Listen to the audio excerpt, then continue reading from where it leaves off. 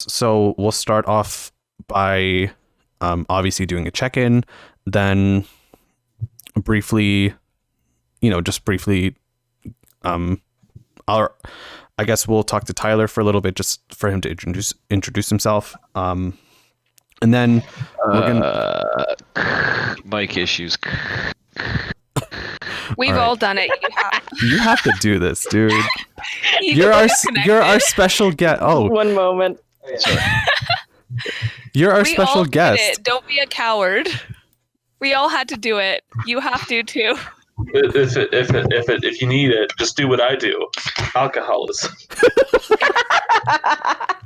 It's a rite of passage. Sorry. Not no alcoholism, alcohol just the introduction. no alcohol for me. Only hard drugs. Okay. All right. Whatever your poison is. Fuck yeah. Specifically arsenic or cyanide, but yeah. Arson. Holy shit.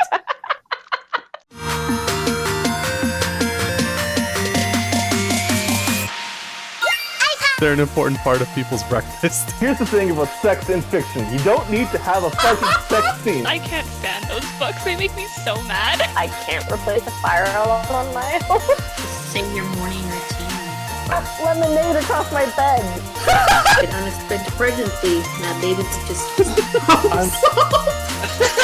It's like, who's your mommy?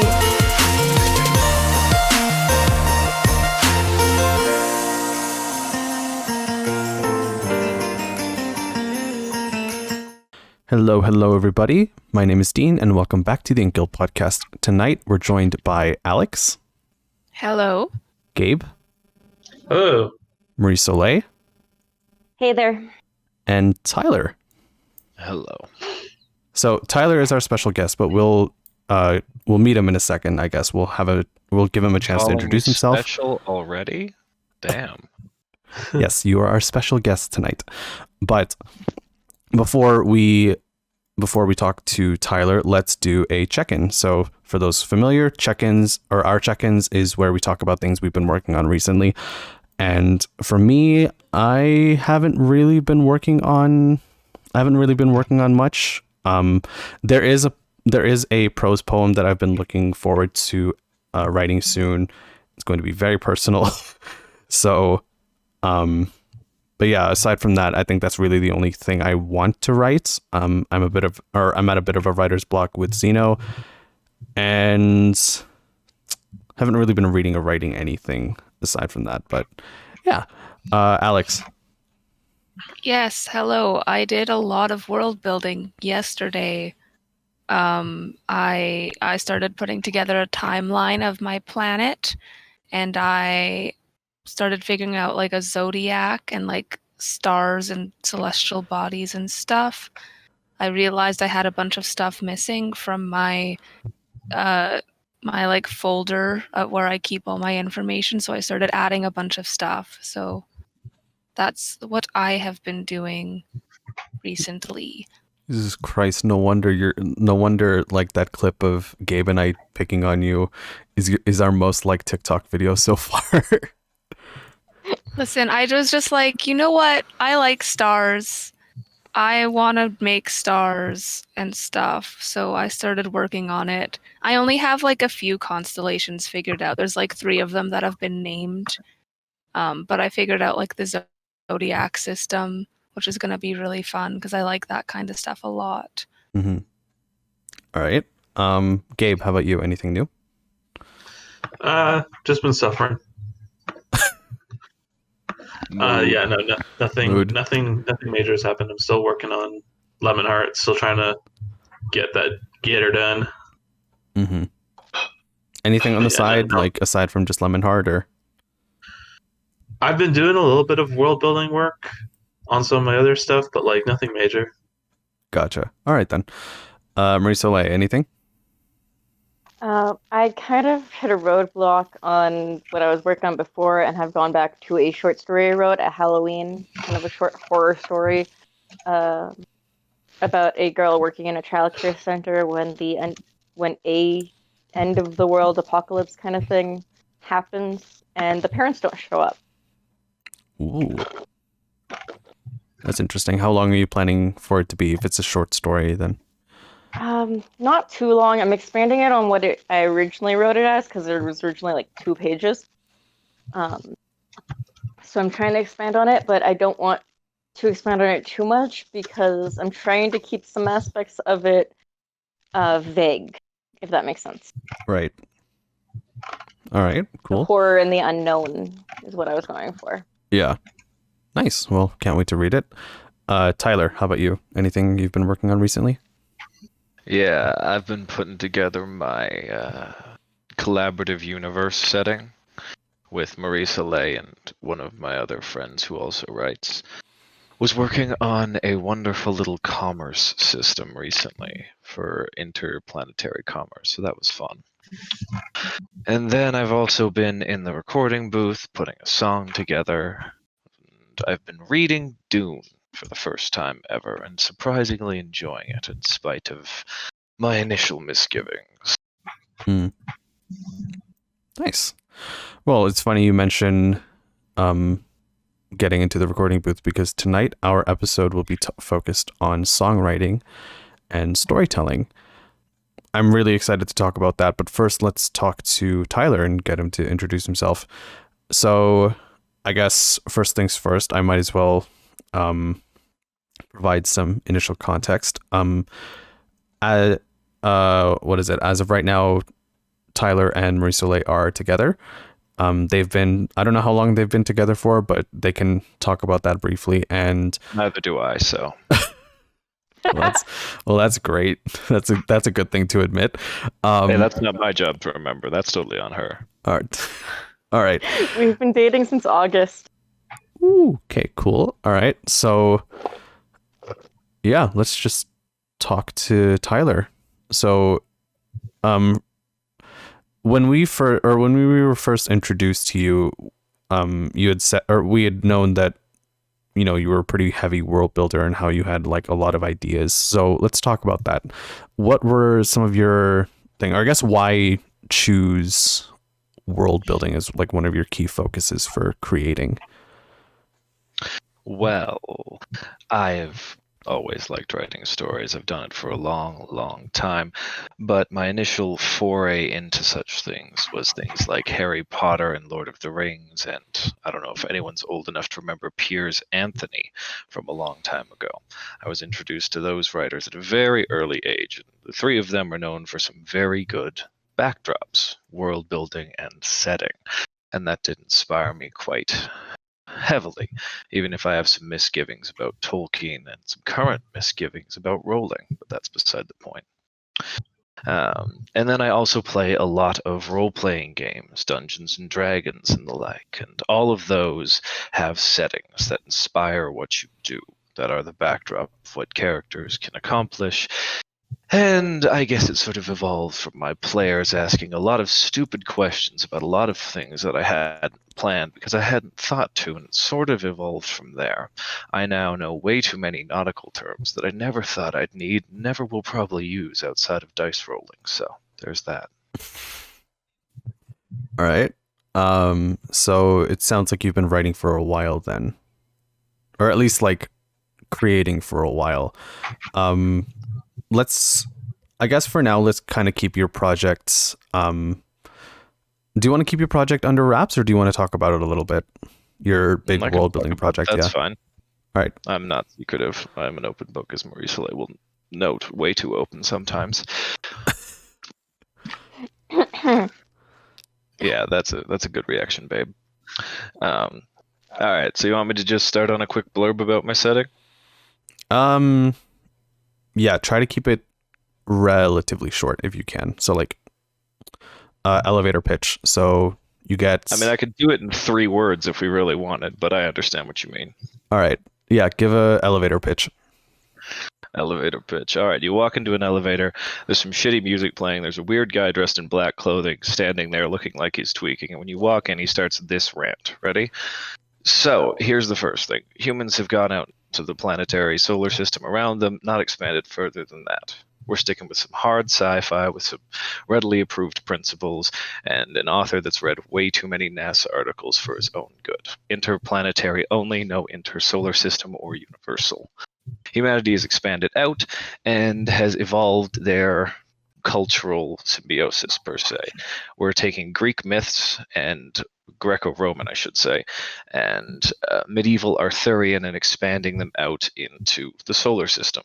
Since the planets are named after Roman gods, we decided to name a lot more things after Roman gods. Different cultures are named after different aspects of Greek culture, etc., etc. The one fun draw of the setting and the one bit of fantasy hand-waving I'm doing is the planets are themselves sentient in their own way, a sentience different than what we have. So you can go on to Mars, you can pray to Mars, and he will actually talk back to you, if he so feels like it. Ta-da. Nice. Ooh. Ooh. Yeah, I've had a little bit of a thing. I've had a little bit of a look at, and I'm really excited to see, I guess not just like the world progress, but like some of the stories that are being told in it.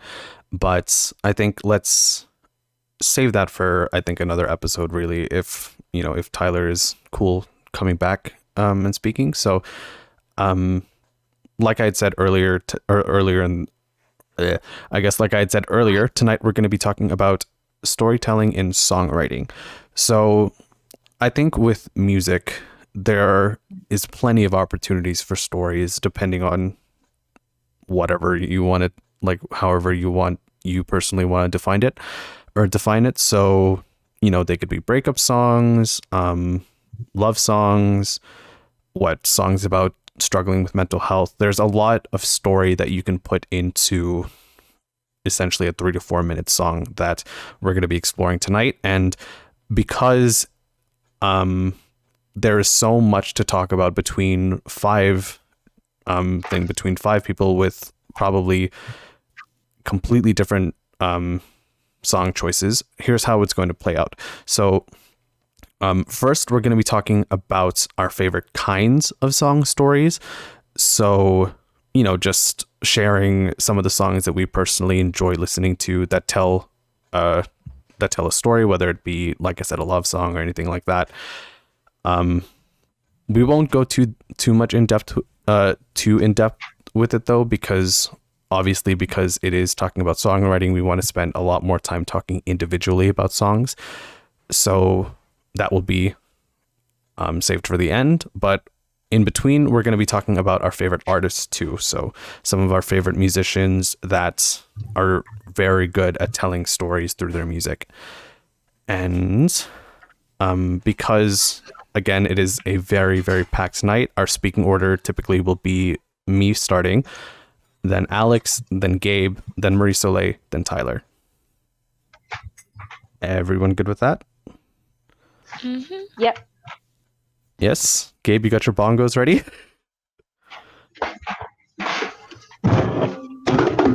Ready. Heck yeah. All right. So let's start off with part 1, as I'm calling it, and talking about our favorite kinds of song stories. For me, I think just like ballads are always a good thing. They're always a good way of telling a story through music. Sea shanties are very fun singing to, and it makes complete kind of off tangent, but like it still makes Assassin's Creed 4 Black Flag one of my favorite video games because of the sea shanties that you and your teammate, or that you and your crew sing in between missions. And I guess I'm just a sucker for love songs. It's always nice hearing different artists express love however they want to, specifically falling in love and developing crushes on people. It's always cute. I'm always excited to see how they make it their own, I guess. But yeah. Alex, what are some of your favorite kinds of song stories? Oh boy. I also like ballads, actually. Quite a big fan of them. I tend to like slower emotional songs that build up. And I tend to find that they tend to have stories that I really enjoy.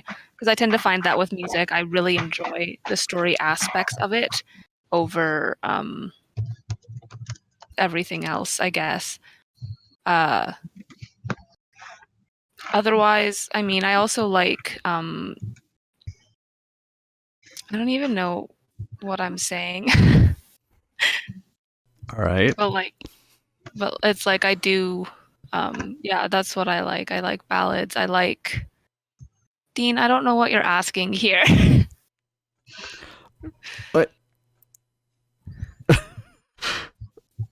I mean, like, okay, are you into like breakup songs, love songs, shit like that?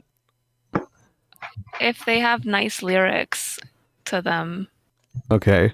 Like, That's I like songs that have good stories and have like good lyrics to them, kind of regardless of genre. I just find that I'm more likely to find them in like ballad type songs, or like generally that type of song tends to have more stories, better stories than other stuff, in my experience. All right then.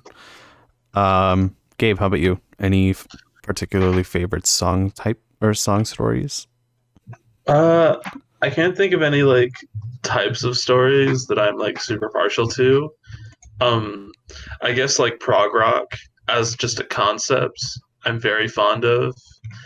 I don't know if that's really like specific on the type of stories that it tells, but like stuff like King Crimson and Rush, which I'm going to get to later, I'm like very into that kind of like sort of like kind of abstract but like linear storytelling through song form.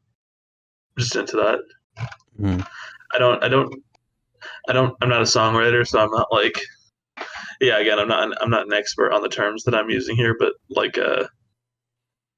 yeah, I guess just stories where it's like some form of narrative, but it's being told like through instruments and through like lyrics, but like not in a super direct way. Like it's not like a what would be the term? Like it's not like a bard like straight up singing a story. Like it's sort of like indirect. Mm-hmm. I guess.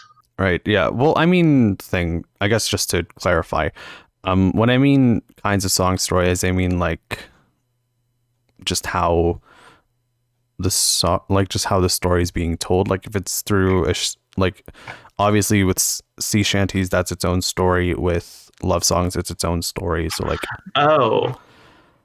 yeah, like if you like artists if you like artists or if you like particular songs that talk about struggling with mental health, that could be one. Yeah, shit, I don't know. I mean, Rush does a lot of science fiction, so I guess that counts. All right. Well, I guess you can expand on that when we talk about artists in particular, but Yep. Yeah. All right. Marie-Soleil, how about you? Any particular song stories that you like listening to? I like stories that deal with the tough emotions, like the ones that like you can that resonate with you like deep in your gut kind of thing. That makes sense. Cool. Do you have any songs lined up to talk about later? I do. Nice. All right. I have so many songs. Yeah. Tyler, how about you? Any particular song stories? Well, as someone who does do a lot of music, I find it hard to differentiate between a song that doesn't have a story and one that does. Just from personal experience in making music, there isn't a song I've written that doesn't have a story behind it, right? Mm-hmm. And this is where I had trouble picking out some songs. I think I did a good job in picking out ones that actually have a narrative. But if we're talking about artists that I think are good at creating a scene in the viewer's mind, the one that stands out for me and probably always will is Fall Out Boy, because 13-year-old Tyler was a sad motherfucker. And there's one song of theirs, it's not on my list today, but if we get a chance to look at it, I'd bring it up. It's called Hum Hallelujah. Good song. It's a good song. Hey, some people know it. Good. But do you know the story behind it? No, of course not. Ooh. So the story behind it is not discussed in song. It's a bad one.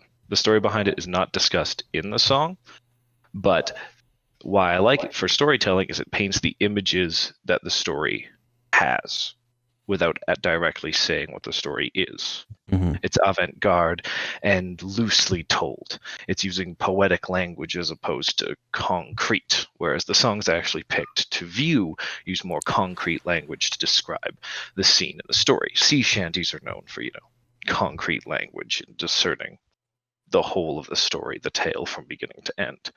But that's not my favorite. My favorite is the more avant-garde, loosely told. Cool. All right. I guess we can kind of expand on specific, or obviously we're going to be expanding on specific songs later, but I think that's a wrap on part 1. Like I said, I didn't really want to spend too much time on this, because it's really hard kind of narrowing down what specific stories there are across a whole bunch of different genres. And 2, because like Alex had called me out for, I guess none of us really knew what the hell we were talking about. So it's just a very vague question. What type of stories, songs do you like to listen to? I mean, yeah, I guess it was intentionally supposed to be vague, but I didn't intend for it to be that vague. But anyway, let's not. I don't want to put myself out on the spot anymore. But yeah, let's move into talking about artists. So obviously, there's a whole bunch of different musicians out there, each kind of experimenting with different genres or sticking closely to what they know. But there always seems to be thing like oh my god, I don't know where my intro is going with this anymore, but basically let's just share some of our favorite artists right now. You can spend a few minutes or like I told you guys before, you can spend a few minutes talking about some individually, or you can just kind of rapid fire through some of your favorites. And that's what I'm going to do, is rapid fire through some of my favorites, because I'll be expanding more on them specifically when we get to individual songs. So some of my favorite artists now, I think, is BTS. So the I guess the international Korean boy band that is like fucking everywhere. Like they are, I think, the biggest name in their generation right now, if not within the last few generations, really, because they have so many accomplishments under their belts, and honestly, rightfully so. Bring Me the Horizon is also one of my favorite. Is also one of my favorite bands, both like lyrically and just overall. Hozier, I love that man so much. He writes really, really good songs and has a great voice. That opinion. Yeah, I love Hozier. And I would kind of feel bad just saying that it's only artists that don't, or that aren't part of the mainstream, but there are some pretty good mainstream storytellers, and one of them I think is Billie Eilish. So passing it over to Alex, who are some of your favorite musicians? Great. I think I've talked about before on here that I'm a fan of like Vocaloid music. And I think there's a lot of really good storytelling in the Vocaloid community, particularly people who know will know. Mothi is one artist that does it really well. Hitoshi Zuku and Yama do really storytelling really well. Jumping back into like English music, I'm like a longtime Taylor Swift fan for some reason. Other artists I really like, Pink, I think does a lot of good storytelling. I'm also a Fall Out Boy fan. Also of Monsters and Men and Oh my Aurora. god, I haven't thought about them forever. I wonder how Monsters they're and doing. Men and Aurora are also two artists that I think have really cool storytelling in their music. That's my quick rundown. Nice. Gabe, how about you? Yeah, there's this aforementioned Rush. I'm a big fan of Rush. I was talking about Gorillaz a lot leading up to this episode. They're another big storyteller for me. Their whole I feel a lot of people aren't like totally aware what Gorillaz are, because I feel like like the Gorillaz are super popular, but the lore is not as well known. So like I feel like whenever I talk about Gorillaz with a lot of people I know have like asked like who the actual artists are, and I'm like, there are no actual artists. These are like actually fictional characters, and it's like they always have different artists. There's like one guy who does the lead vocals a lot, but it's usually different artists with each song, and like then there's all these different characters. That's always fun. There's a Ghost. There's this awesome metal band called Ghost. They have some great storytelling in their music. There's Death Grips. Death Grips is fucking crazy, but they have some solid. Weirdly enough, they have some like solid stuff going on in their songs. There's this band that I absolutely adore called Ninja Sex Party. They have some great stories in their music. A lot of it's like really personal, and like, but it's like mostly comedy stuff, and they're great. And there's this band called Godspeed You Black Emperor, and like they're less lyrical and more like they try to evoke a feeling with their songs, but like I'll get to them later. Nice. Marie-Soleil? So I grew up listening to country music, and I have to go back to my roots on this with Reba McEntire and Faith Hill. Yeah. Trisha Yearwood. But also like you said Pink and Avril Lavigne as well. Sum 41 was like high school me, like those songs told tales, and Robb Nash definitely. Oh man. Quick thing on Robb Nash. Yeah, I remember Robb Nash visiting my junior high. That was a great performance. And like a really good message, I think, for youth at the time and for youth moving forward. He came to my high school and he came to Mount Royal once. Oh, did he really? Back in like 2014, 2015. It was my first year at Mount Royal, and he came there, and then he was going to come back the next year, but canceled it. And a lot of people were surprised because like he doesn't do universities. He goes to like high schools and junior highs and such. He talks to the youth, not the almost unyouth. Yeah, I get what you mean. Like technically 25 is technically youth, but yeah 25 is still pretty young. But I mean, let's not have an existential crisis here. No. All right, Tyler, how about you? Any favorite artists in particular? Well, I'll be honest, I don't feel too young at 25. We said So no I should- existential crises. No existential crises. That's where the best music comes from. I'll be honest, my background in music is metal, and I don't mean like AC/DC, Led Zeppelin. I mean screaming into a microphone until your voice box hurts. And it's delightfully fun to do, I will say. So what I've been listening to a lot is Whitechapel, Slaughter to Prevail, and despite all the fun he's having in the media, Marilyn Manson still holds a special place in my heart for his music, not for his actions. He's a terrible human being. Otherwise, Fall Out Boy is always on the playlist because I cannot get over Patrick Stump. He is my man crush. Hozier, as previously mentioned, love him to bits. And I've also been on a Florence and the Machine kick because Florence is a fae goddess who deserves more worship than she gets. Amen. Nice. All right. So we are nearing, I guess, the huge critical discussions about individual songs. And this one, I think I told everybody before to prep at least 2, but we can really go in depth with as many songs, not as many, but like a good few more if we need to. I've prepared quite a lot to talk about, kind of not like rapid fire, but like enough to hopefully try to keep things short, because I obviously tend to talk a lot. But I guess where do I start other than perspective switching? And by perspective switching, I obviously mean when the focus changes from one person's voice to another. There's one artist in particular that does this, or that has done this amazingly well, and his name is Joyner Lucas. For those who aren't familiar, Joyner Lucas is a rapper. He's collaborated with Eminem, and he is an amazing lyrical rapper.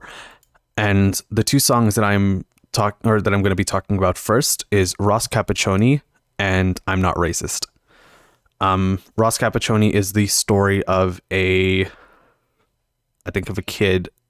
I forget like the actual story itself, but basically the whole thing is of this kid that befriends someone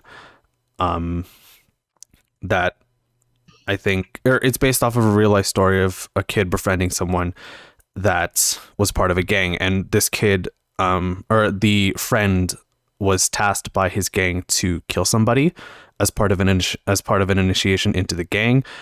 And what happens in the song Ross Cappuccini, which is named after the kid who was shot, is the song starts off with the perspective of Ross himself.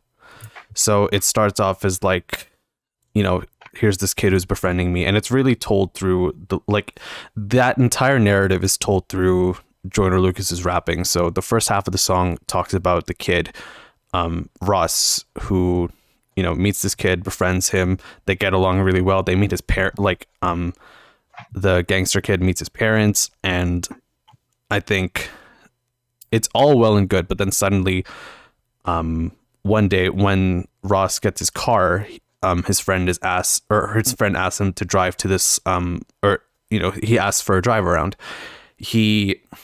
So they get in the car, they drive to a remote place, and suddenly the gangster friend gets a lot more aggressive, and basically it's time for Ross to get shot. So the gangster kid pulls Ross out, shoots him with a shotgun, and throughout all of this, Joyner Lucas's rapping is amazing.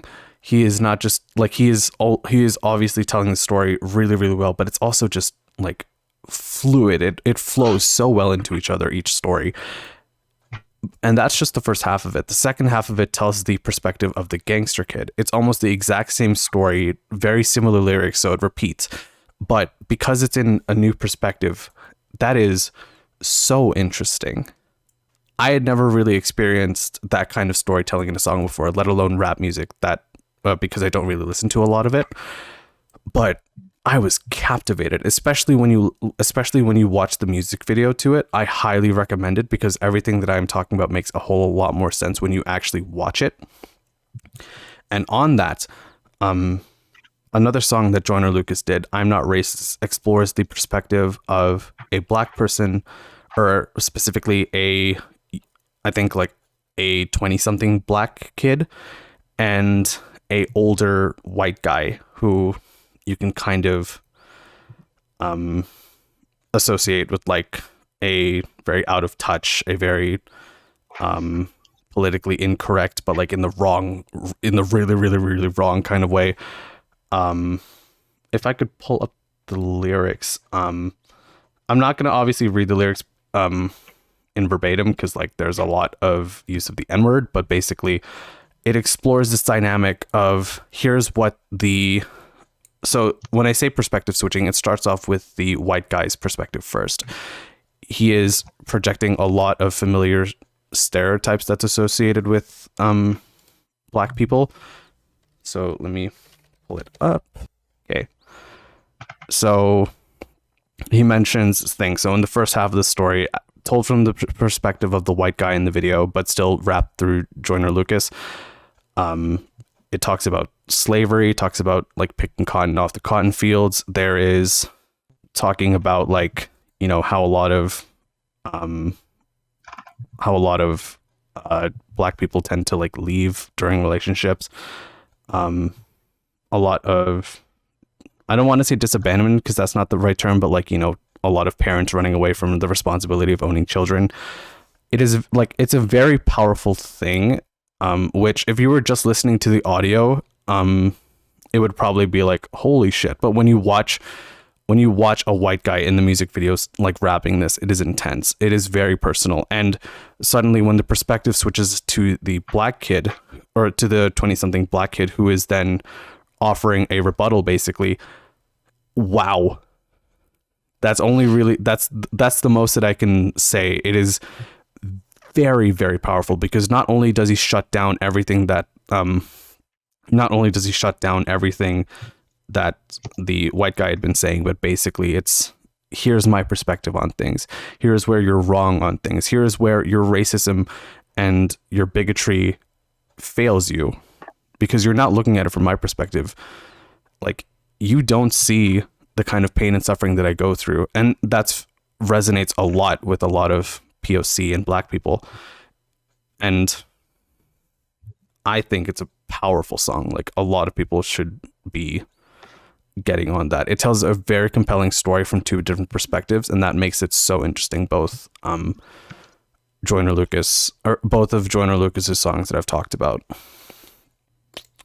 Some other songs that I wanted to mention, Cherry Wine by Hozier is, I think, my personal favorite song by him because it also plays into perspective switching just a little bit. It is a song about domestic abuse, but this time it is the woman who's the abuser. Not a lot of media tends to discuss that and how the women can also be the abuser, and how this song plays out. It is the thing. The lyrics are so nice musically, and when he sings it, it sounds great, but like when you actually dissect the lyrics, it's like, holy shit, this is pretty bad. Right? Domestic abuse is domestic abuse. It shouldn't be happening to anybody. And exploring this is a nice way of changing the perspective, because typically men are the one shown in the media as abusers, when it also happens to be that women are abusing their partners too. But that is mostly for perspective switching. I wanted to touch quickly on BTS because for a lot of the obvious thing that they are a Korean band, so like most of their songs are sung in Korean. When you understand the lyrics, it is wonderful storytelling. In particular, my favorite song from them right now is called Black Swan. It tells the story of the boys basically losing their attachment to music, and I very much relate with that because writing, I think, is what music is to BTS. If I were to ever lose that, I don't know really where I would end up. And Black Swan explores just like some of the dark. It's a very dark song considering how BTS considering a lot of what BTS puts out there. But like it explores so much. It explores like anxieties. You know, where would I be if I didn't have my one thing keeping me going?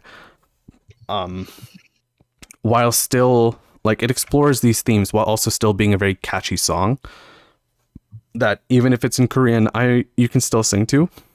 And lately, my other favorite song from them is Life Goes On, which is a song written during the pandemic, basically about the pandemic, and is meant to inspire hope for a lot of their fan base, ARMY, but also for the world. Kind of the gist is the world fell apart. We don't know what's going on and we're all scared.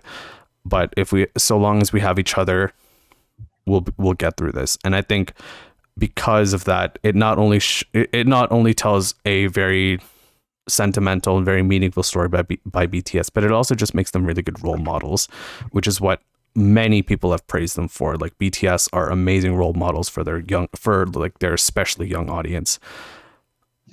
And I think like media like that show good messages is super important, especially coming out of things, especially while we're still dealing with the pandemic. It's good to have hope, and Life Goes On is that, I guess, that song for a lot of people. It tells, it says that just get through this with the people that you love closest and we'll all be fine, which is a very hopeful message. And I think like we shouldn't try to look at it with any pessimism. So yeah, I realize like I have a lot more songs that I want to talk about, but I've already been talking for 10 straight minutes. So yeah, it's either we can have a quick discussion on the songs that I've brought up, or we can just go to Alex.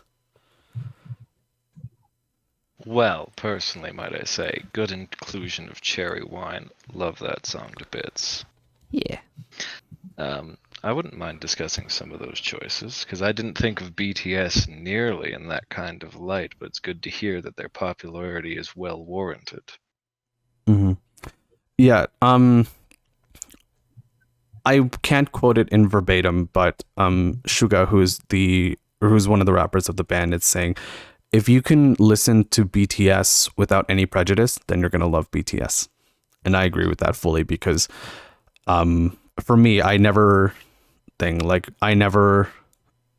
always listened to K-pop, but like never found the reason why so many people were obsessed with it. But I think with BTS, how they don't just they're obviously a boy band, so there's a lot of like marketability with them. But when it comes to their lyrics, they're one of the few bands I think that write their own music, and they're expressive and open about their struggles with mental health and with body image, taking care of yourself, self-love. That I think is what makes people love them so much. Telling stories that is not just important for us here, but it's I think also important for their native homeland in Korea, because in Korea they don't talk about that. If nothing else, it's not, I don't think it's taboo. It's just something that they don't really express often. So that's what makes them powerful. That's what makes their songwriting very, very powerful, I think, because talking about mental health is great. Talking about self-love is great. We need to talk about that more. And with BTS, it's good that they're using their role models, or it's good that they're being good role models to tell those stories, right? Being open about it with themselves and encouraging ARMY to speak about it too, right? Be open about it. Be willing to seek help if you need to. It's very interesting that you say they write their own music, something I didn't expect from a K-pop band. So this is speaking from music industry study, and I'm glad to hear that, again, their popularity is well warranted. But the idol and boy band industry over in J-pop and K-pop is actually a very, very bad industry. Yeah, it's Just as awful. how it preys upon young musicians and young talent. But it's really good to hear that at least what I would consider at current the most popular among them worldwide is not fallen prey to that. So that is just a good little anecdote to hear on my end. And we can get into a whole discussion on BTS specifically going into, or like skyrocketing into their success now. I'm familiar with the story and I love telling the story, but like we can get to that later, I think, as it pertains to something kind of outside of this discussion. But yeah, anything else you guys wanted to discuss in terms of the songs that I spoke about, or? I'm not familiar with any of them, unfortunately. I do know of Joyner Lucas, and I do know the one you were speaking about, the I'm Not a Racist one. You're right, that music video and the lyrics behind that one are absolutely wonderfully done. Absolutely wonderful. But in mentioning Joyner Lucas, I'm surprised you said he mentioned Eminem and you didn't even bring up Stan. True. I don't know. It's been a while since I've like listened to Eminem really. Like he is also a very great lyricist, and he puts a lot of emotion and story into his songwriting. And I think going off of that, like putting a lot of emotion into songwriting, I completely forgot to talk about Bring Me the Horizon, and specifically Ollie Sykes, who is great at that. He is. He very much is. Yeah, so I guess I'll quickly touch on Bring Me the Horizon really quick. I only started listening to them pretty recently because it aligns with my novel Xeno. I guess Porter would be the kind of person that would listen to Bring Me the Horizon, especially in one specific point in her life, but maybe not as much anymore. So I was thinking, hey, I should probably understand better like if I'm saying this, then I should probably listen to the music myself. And I think more on like Ollie Sykes' delivery of each song. He sings with so much passion, especially lately. And that's not to take away from, Suicide Season and Sempiternal, which were, I think Sempiternal is probably one of my favorite records still, but like when he composes his songs and when he sings, or when he screams, you can really tell he is pouring so much emotion and storytelling into each of his music or into each of his songs. I think particularly Sleepwalking is one of my favorite songs from him, or by Bring Me the Horizon. Sugar, Honey, Ice, and Tea from Ammo, which has been a pretty divisive record, but I love the storytelling in Ammo. Divisive is a short word for that one. Yeah, we can get onto that later. You and I come from different periods of Bring Me the Horizon, but you have to tell me now, what is Porter's favorite album? I think probably Sempiternal. Good.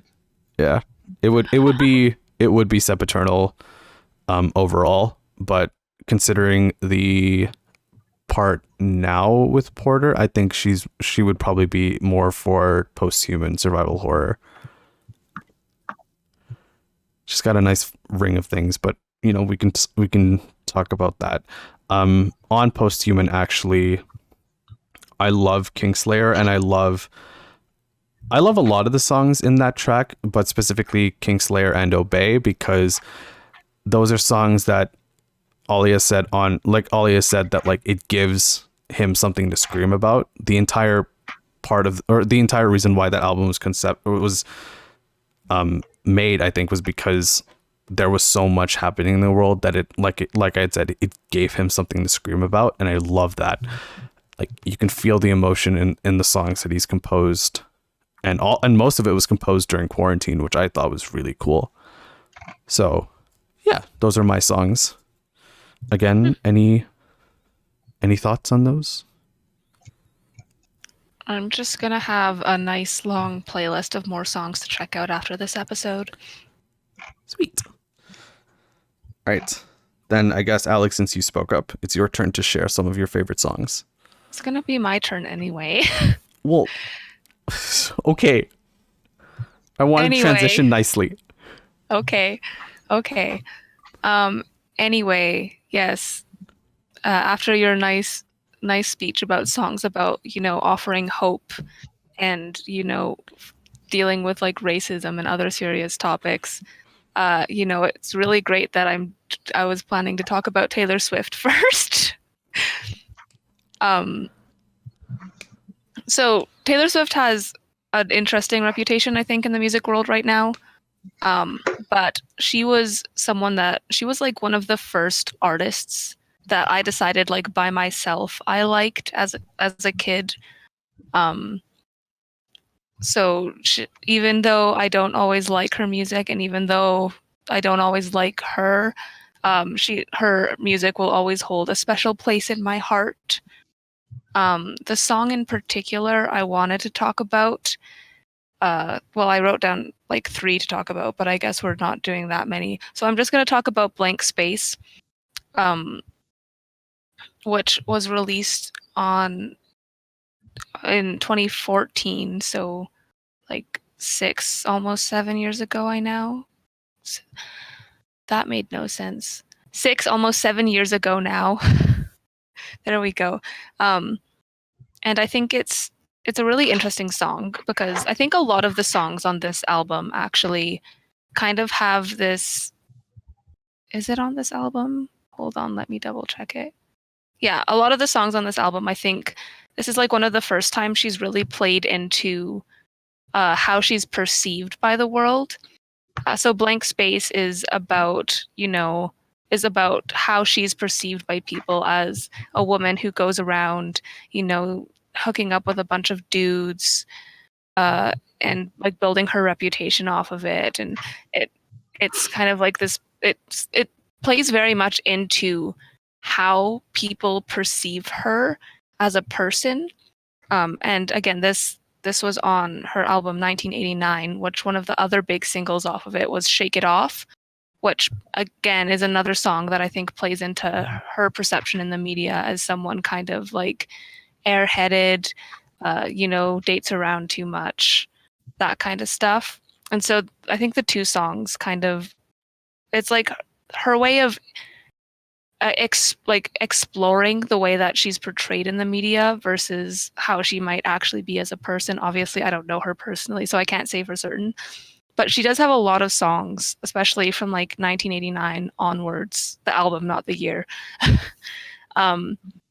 where she's playing into her perception in the media, and kind of like playing up that persona. And I think it's really fun, honestly. I think Shake It Off and Blank Space are both really fun songs because they're a very good example of like character songs, I think, where she's putting on a character, writing a song from that perspective and presenting it, even if it doesn't necessarily reflect who she views herself as. That was kind of my, that's kind of my Taylor Swift section. She also, on her most recent album, Evermore, which came out like a few months ago now, I don't remember when, there's a song on it that I also think is a good character song called No Body, No Crime. And it's basically a song detailing how like one of her friends went missing after her friend accused her husband of cheating on her, and then the character in the song, the narrator, I guess, ends up killing the husband. And it's a very fun song. It's my favorite song off the album, actually. And I just think it's another fun character song. Marie-Soleil, you mentioned like growing up on country music and stuff, and I think like there's a lot of songs like this by female country artists about like women like taking revenge against like men that have wronged them. And that's I guess that's like one of my favorite genres of story songs. This bodes ill for all the Y chromosomes in the group. Got it. There's the Dixie Chicks with Earl's Gotta Die. There's Gunpowder and Lead. There's a lot of them. I love the them kill are all men energy really in good those songs. Exactly. They're so fun. But also it's like if you look at those women that are singing them, like you're not gonna think, oh yeah, they've definitely murdered someone. Like maybe they have, I don't know. But it's an example of like a character song. It's putting on a character and telling a story from the perspective of someone that's not you. And I think those are super fun. I write songs like that a lot too, because I just think they're really fun. It's a good way to channel like darker energy and stuff, I think. I think like if you were to look at the actual story of Taylor Swift, like she begun as an artist or thing, and this is, correct me where I'm wrong, but like as an artist initially she was getting memed for like, writing about songs. For writing about songs or for writing about boys? For writing about boys and like the various breakups that she went through. Like it was it was a big meme like that. But lately it's just been a lot of respect for her because like she's been having like issues, I think, with one producer in particular who's kind of been like fucking her over a lot.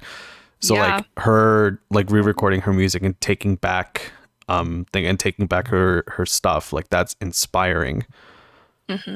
Like I really like that. A lot of people still don't like her for a whole group of reasons that I don't feel like getting into it, but I have a lot of respect for her. Like people made fun of her for writing about boys, but how many male artists have made their career writing about women? Like I just want to point that out. And I think like she's extremely successful. So honestly, if that's the path that she's chosen to take her career on, I say good for her. Yeah, her success isn't thing. Like it's there for a reason. She's a great singer. She's really talented. She knows how to like carry herself as a star.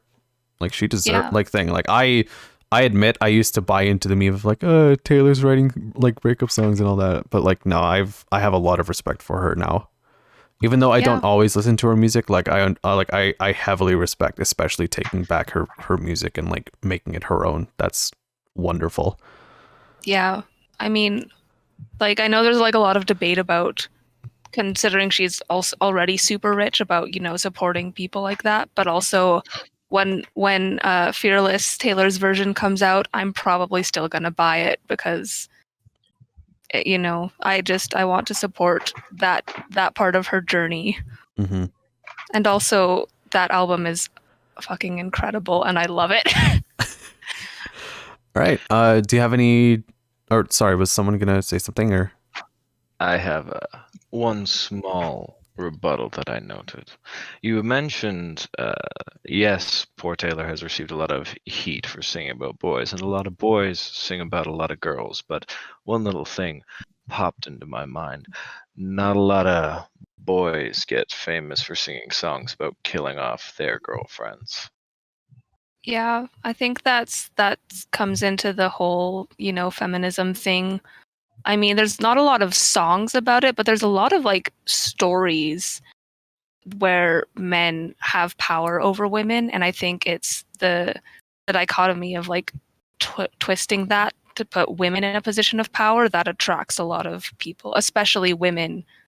I do entirely agree. I'm not saying anything against Taylor, and personally, When the Lights Went Out in Georgia still rings a bell with me. I do love that one.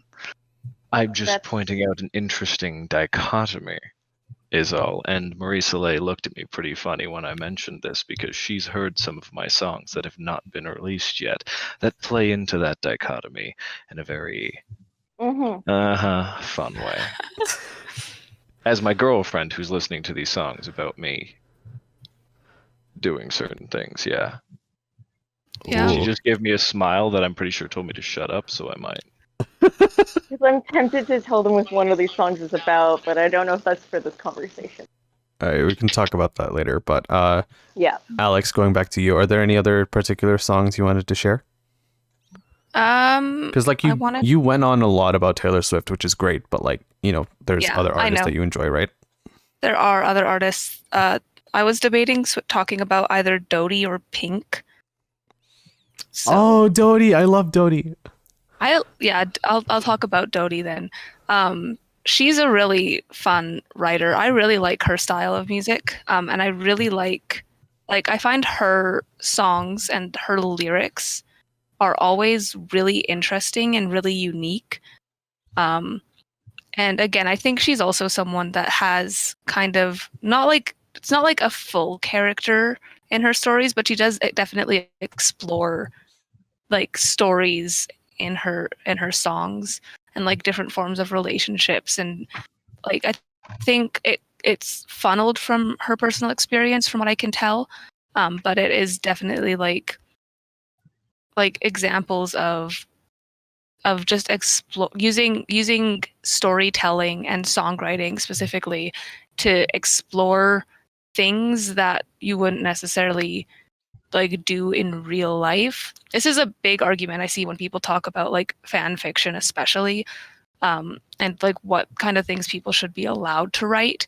But I do think that storytelling is a really good way to explore things that you wouldn't necessarily do in real life, just to, you know, get those thoughts out there, look at the way that they're pieced together, look at like what makes a person like that, so you can kind of reflect back on yourself and try and make yourself a better person.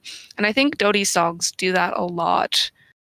Like for example, I wanted to talk about the song Monster, which is about like a relationship where things are kind of like falling apart. Everyone's angry at each other. You know, it's gone from love to hate and kind of switched sides, and kind of explores that through the song. And like the way that affects the relationship, you know, if it's possible to reconcile from that, or if at that point things just have to end, and that kind of stuff.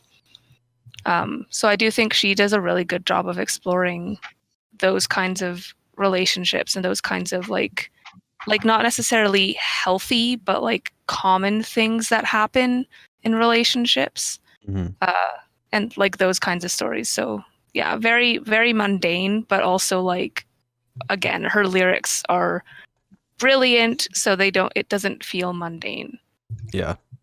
I think one of my favorite songs from her is the awkward duet still. It's just That's cute. it's just a cute song with So cute. who's the John Cozart. Yeah, so John Cozart. Yeah, it's still one of my favorite things. Like you had said, it's creating characters through her music, and the two characters in the awkward duet are very cute. Like their interaction, how how well Dodie and John act together. It's great. It's a very cute watch. It's so fun. If you want another really cute song by her, I adore Absolutely Smitten. I think it's really cute. Nice. Same kind of thing then? Is it like, or what themes does it explore? Or what story does it tell?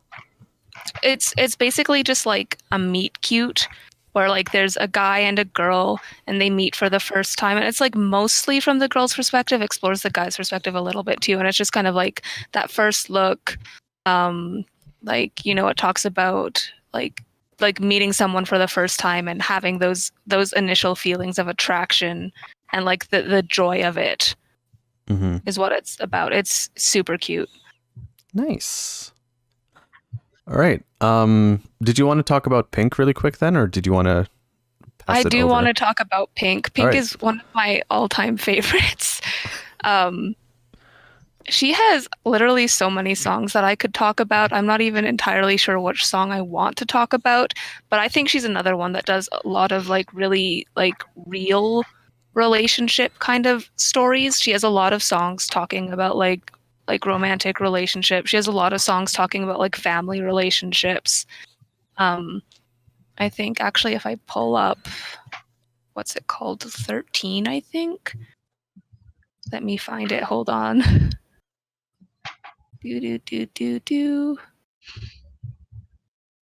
Oh, Conversations with My 13-Year-Old Self. She has this song is where she like sends a message to herself at 13 when she was like struggling with being, 13 and like family issues and stuff.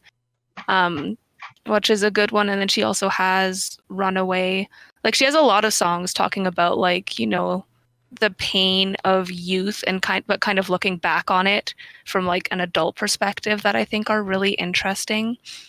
And then like if you actually follow her career as well, it's very interesting. Like a lot of her older songs are very like edgy teenager, and then as she goes on, you can like see her journey where she like becomes a mother, and starts wanting to inspire her children and stuff. And I think her songs do a good job of exploring like a lot of very real issues. Another notable one she has is Dear Mr. President, where she like addresses the president at the time. This was before Obama, so I don't remember the order of the presidents. It was Bush, I think. Bush, yeah, talking to him directly about like certain issues going on in the world and being like, how can you sleep when all this is going on? Like, how can you look at yourself in the mirror when you are responsible for so many of the issues going on? Yeah. And it's a very moving song, honestly. It always gets me a little bit. And it also still holds up, and I stand by that. But yeah, I do think she does a good job of exploring a lot of, I've said this so many times already, but she does a good job of exploring like realistic issues in like, again, like kind of interesting ways that in my experience really leave you like thinking about it. I'll have to give Pink a re-listen then, because it's been a while since I've kept in touch with her music. I never didn't like it. I guess I just didn't listen to enough of it personally. Yeah, that's fine. For me, she was like someone that I listened to a lot growing up, so I'm very attached to her. Same. Nice. Did you want to add on to Pink then, Marie-Soleil? Sure. When I was younger, I really liked the song of hers, Don't Let Me Get Me. Mhm. And it was about a lot of like self-esteem issues. Or, like that's how I interpreted it. Like there's a line in it like I'm my own worst enemy. And Mhm. then there's that song, and then her. I know it's been a couple years since it came out, but the song "Fucking Perfect," and Mm. just the contrast, the complete like it's a 180 because like and Don't Let Me Get Me, she's like, Doctor, doctor, won't you please prescribe me a day in the life of someone else? Like she just hates the way things are going. And then in Fucking Perfect, she's like, no, you're fucking perfect. You're who you are is perfect.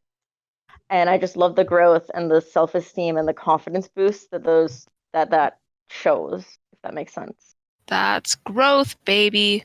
Yeah. Woo. And I mean, Pink's not the only artist that I've seen that with, but Yeah. But it is notable, yeah. hmm mhm. Like it's important, I think, for young girls to have like a woman to tell them, "Hey, you're fucking perfect." Like, Yes.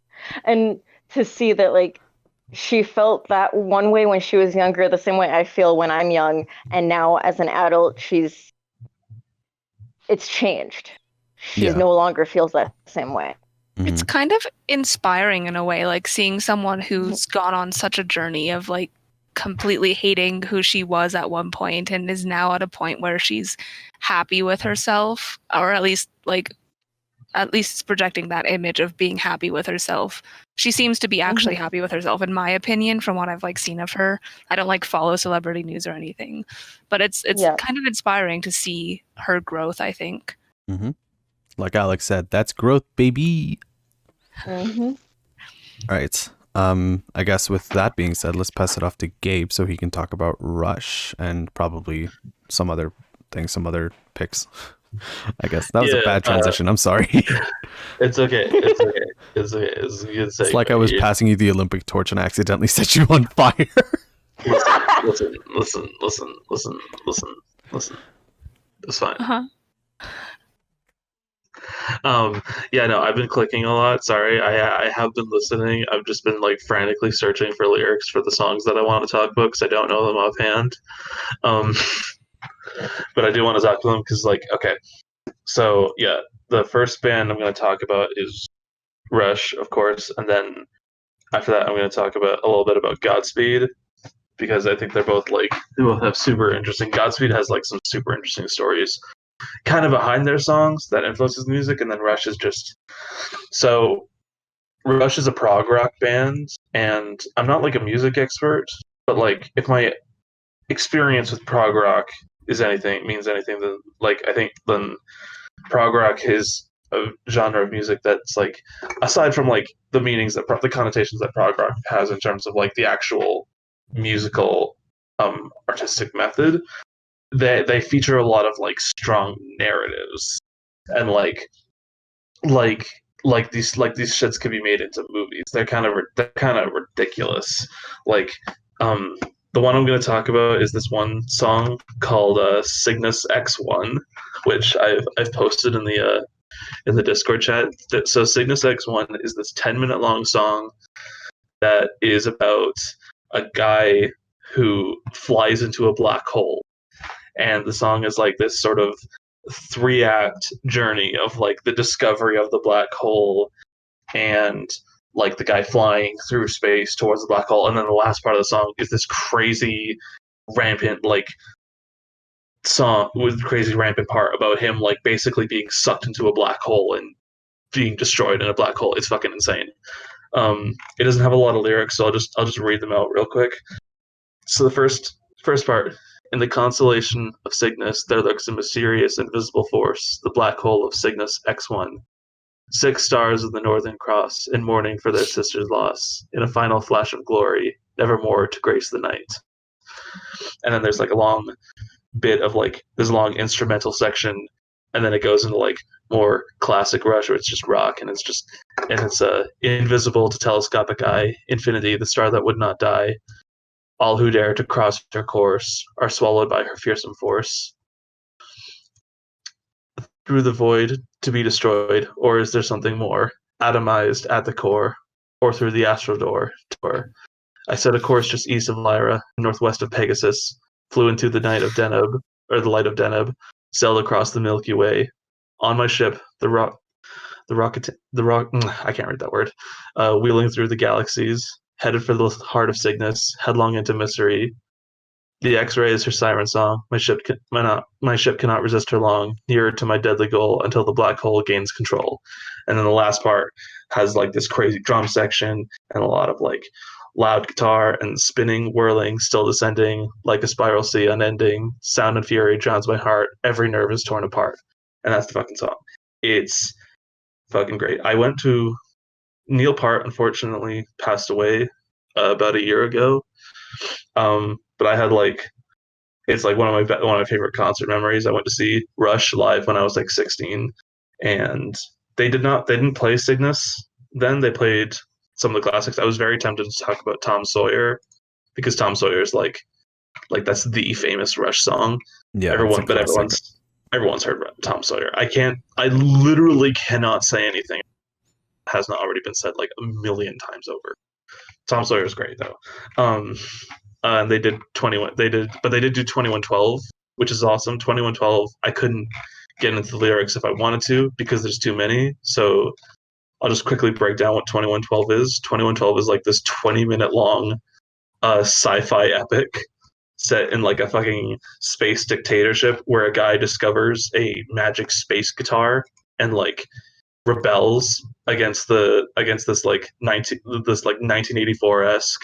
This is before 1984, so it's not really trying to be that, but it's like basically like this big dictatorship in space, and he's like rebelling against them with his magic guitar. It's silly, but it's like it's all done through lyrics, and it's fucking awesome. That's it. That's 2112, Tom Sawyer, and Cygnus X1. Like some of the hardest songs I've ever listened to. They're great. So yeah, that's Rush. That's my bit on Rush. I kind of rushed through Rush, but yeah. Mm-hmm. On 2112, I don't know if I'm just like misremembering this. I could be like horribly butchering it, but I think it was referenced in a show. I think or something familiar to 2112 in Bob's Burgers.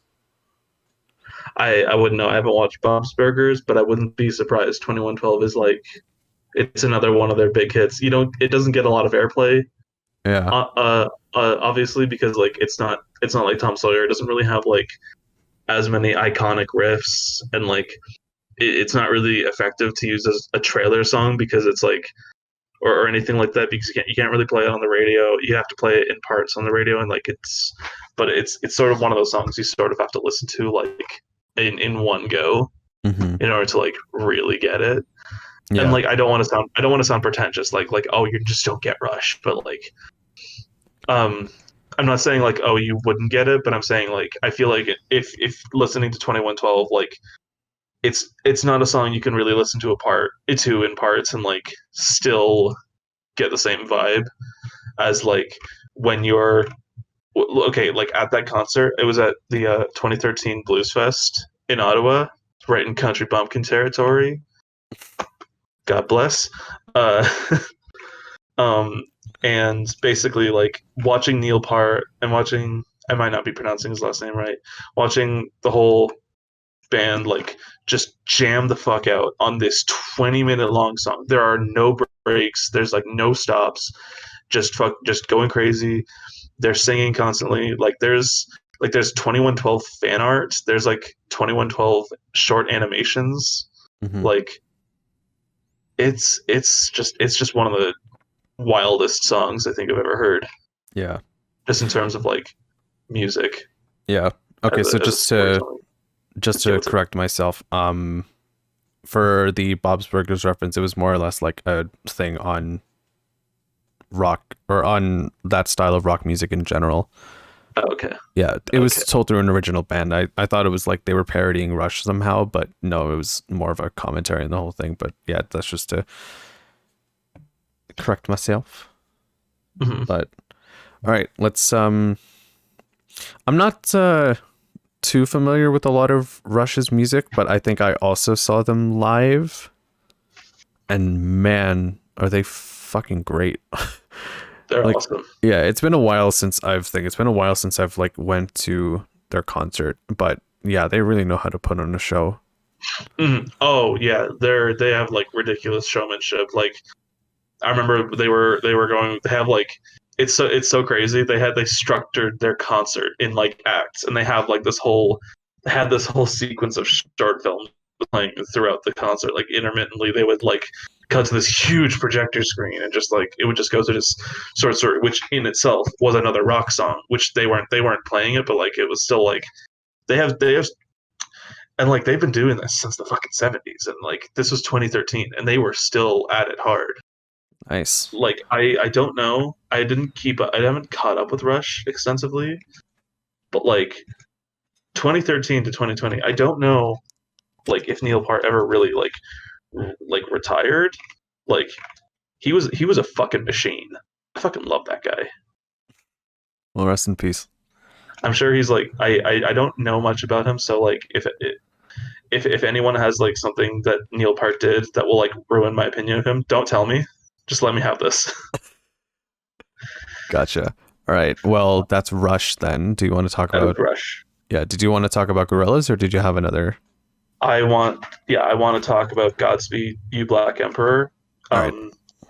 They're another band that's kind of crazy. Alex, I'm sure you're gonna love this. They are very anti-capitalist. Hell yeah. Hell yeah. Yeah. So basically, okay, there's a lot more like story and person and like personal investment in like some of their songs. So basically, Godspeed You Black Emperor was a band that started in the late 90s in Quebec. And if you know anything about Quebec in the late 90s, you know that shit was not fucking good for a good amount of time, because that was like at the height of Quebec's like first, I don't know if it was their first, but it was like the first major introduction to like when they were trying to separate from the rest of Canada. So basically, like it turned from like this province that was like the height of Canada's like financial. It was like Canada's like financial core. Like shit was like amazing in Quebec. Shit, and basically overnight turned into a complete fucking shit show, because almost like the entire local economy collapsed. A bunch of businesses collapsed. People were fucking leaving in droves. And amidst all this, there was this creative surge with a bunch of artists just creating shit, and Godspeed You Black Emperor was one of them. So their first album, F.A. Infinity, and their first song, Dead Flag Blues, which is the song I'm going to be talking about. It originally started out as like a short film that they were doing, which leads to the short amount of lyrics that Dead Flag Blues has. So basically, I've talked about Dead Flag Blues a little bit off podcast, and I sort of incorrectly said that it was like a song that's about the apocalypse. It is about the apocalypse, but what the song is really about is it's sort of this apocalyptic tale, but it's about like societal collapse, and it's sort of about like this situation that was happening in Montreal at the time, and what these guys were like actually seeing. And they used a lot of the stuff from their unfinished short film to create this song. And most of the track is instrumentals. They're mostly instrumental band, but some of their songs, usually the first song on each of their albums, opens with like more like a monologue than lyrics. But it's in the case of Dead Flag Blues, it's very poetic, and you can tell it's sort of like written to be a poem, or almost, and it plays along with these very slow, moody acoustics. So I'll just give that a quick read. It's not very long, so I can buzz through that one real quick. It's pretty dark though. It's not like fucked up, but it's like it's a far cry from like the positivity that we've been talking about a lot in the podcast. This is like core capitalist societal fuckery. So they don't hold back. Okay, so the car's on fire and there's no driver at the wheel. And the sewers are all muddied with 1,000 lonely suicides, and a dark wind blows. The government is corrupt, and we're on so many drugs with the radio on and the curtains drawn. We're trapped in the belly of this horrible machine, and the machine is bleeding to death. The sun has fallen down, and the billboards are all leering, and the flags are all dead at the top of their poles. It went like this. The buildings tumbled in on themselves. Mothers clutching babies picked through the rubble and pulled out their hair. The skyline was beautiful on fire, all twisted metal stretching upwards, everything washed in a thin orange haze. I said, "Kiss me, you're beautiful. These are truly the last days." You grabbed my hand, and we fell into it, like a daydream or a fever. And then there's a long acoustic section. It's very slow, and again, it's very like moody. And then at the end of that acoustic section, before it goes into like the really hard violin and drums shit, it's those last two lines. We woke up one morning and fell a little further down. For sure, it's the valley of death. I open up my wallet and it's full of blood. So yeah, good times. Holy shit. Yeah, they don't hold back. Again, like I said, I wouldn't call them like a metal band because their music isn't really metal, but like their music is very, very dark. And what I think they do in terms of storytelling with songwriting is like they more try to capture a feeling than like, because I think a lot of their experiences, they don't, I haven't watched any interviews with them, so I can't say this for sure. I haven't really done my research, but like from what I can tell, it's less like it's more like it's not like the experiences they want to capture are universal experiences, and like the failures of capitalism are not just contained to like their experiences in Montreal. So it's like, I'm not just going to write a song about what happened in Montreal. I'm going to write a song that captures like the vibe of capitalist failing. And I mean, one of the other songs on that album is called East Hastings. And if you're in Canada, you know what East Hastings is. East Hastings is like, if you're listening to this outside of Canada, basically East Hastings is like a place where capitalism has just truly fucked up. And people are, if you've ever been to have you guys ever been to East Hastings? I have not, no. It sucks. Like, the people there, I've met some of the coolest people I've ever met in my life, but like, it's fucked there. And the whole song East Hastings is like, I'd say it's probably the hardest song on the whole album. It's very rough. There's no lyrics, but it's just all like, again, it's just capturing the vibe of like this area of downtown Vancouver where everything has been completely wrong, and there's almost like it's basically just suffering under a system that has just failed all these people. Yeah, you've talked about them before. It's just that like I didn't realize that they were like from Quebec. That's hella fascinating. Yeah, Russia's Canadian too. I don't know where exactly in Canada Russia's from, but yeah. Oh, Russia's from Toronto. Okay, that scans. Yeah. Yeah. A lot of the stories.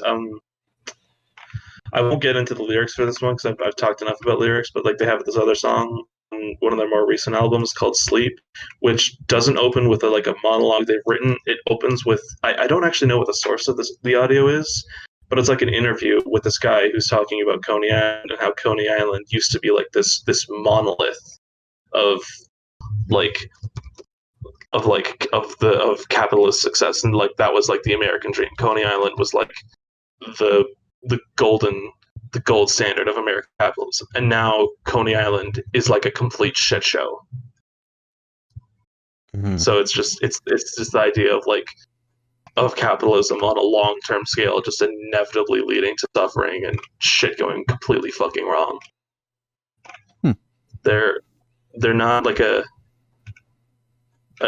kind of a downer band, but I like listening to them. I mean, if you don't, you can listen to them and functionally not think about this stuff, because again, they're like lyrics, so you can just listen to like cool sounds. But I think it is interesting knowing like the heart of where this music comes from, and understanding that stuff. Yeah. Nice. Well, I guess there's another recommendation for everybody listening. Do you think we're ready to move on then, or?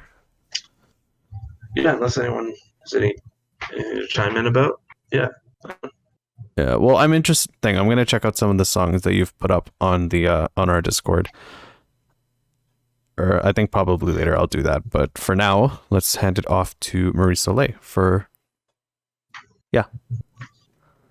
Hello. So I'm going to go a little more country on this for a little bit. I think I have to talk about the Dixie Chicks. Since, like, I mentioned Goodbye Earl, I have to talk about the Dixie Chicks. Didn't they and change not their even- name to just the Chicks? I don't know. I'm pretty sure they that. did that because of the certain implications that Dixie has. I'll have to look that up. I'll just check that out. But like my main focus of like the Dixie Chicks when I really first started listening to them was when they came out with the Not Ready to Make Nice song. And it's like, so if you don't know the story behind the Dixie Chicks, when they were banned from the United States briefly because they disagreed with the president over the war in, I want to say Afghanistan. I think it was because they were introducing their song called A Traveling Soldier, which is another story song about a young girl who fell in love with a soldier who went off and died at war. And when they introduced the song, they said, "We don't agree with this war. We're ashamed or sad to say that the president is from Texas," something like that.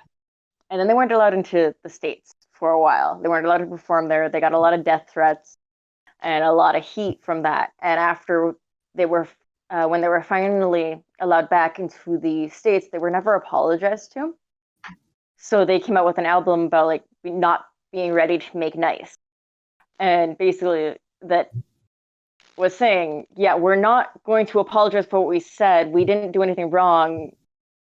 And we're not ready to take, to like, just shut up and sing like everyone wants us to.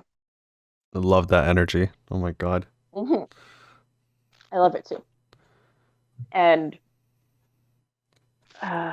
yeah, the Dixie Chicks were like amazing. Are amazing. Yeah. Are they still? They're still going at it, right? I'm not too. They were familiar. on Taylor Swift's most recent album. Or one of her most recent albums. That's how I know they changed their name. Oh, so it is I'll just go the check that Chicks out. then? Yeah. All right. Interesting. Yeah. I don't have a lot to say about them. It was just that I wanted to talk about the fact that they made that album about we're not going to accept your lame ass apology. Mm. I really wanted to talk about songs, like, 'cause there are some really deep songs that actually go into the stories, like Reba's Fancy, about how like about the character Fancy turning 18 and her mom giving her this really pretty dress and high heels and then putting her on the street to be a prostitute. Oh. Yeah, that's it. Like Holy shit. there's a line in the song like, "I might have been born plain white trash, but Fancy is my name." And she works her way up and she ends up being a star. Her mom dies, her baby sibling, never stated whether or not it's a sister or a brother, is taken in by like foster care, but like her dad ran off and this was the only life her mom could give her. Her mom spent the last of her money to buy her this really pretty dress and set her off into a life that could lead to a better life than what they had. And it did. She became a famous star in the song, the character did.